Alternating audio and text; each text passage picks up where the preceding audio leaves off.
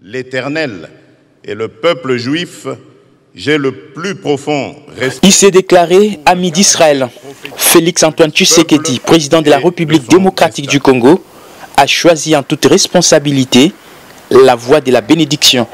Boussole des nations et horloge du monde, Israël est au cœur de notre civilisation judéo-chrétienne. Vous comprenez donc mon attachement particulier envers la nation d'Israël, son peuple ainsi que la ville sainte de Jérusalem, selon qu'il est écrit dans le psaume de David, « Priez pour la paix de Jérusalem ».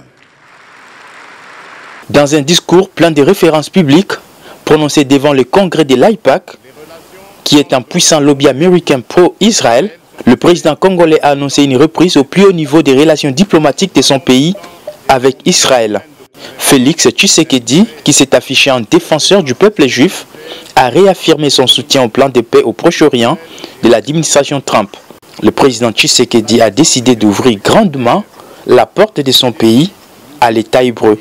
Depuis toujours, l'histoire d'Israël me fascine et m'enseigne. Qu'il s'agisse du roi David, en passant par les premiers ministres Ben Gourion, j'ai le plus profond respect pour le caractère prophétique de l'histoire de ce peuple et de son destin.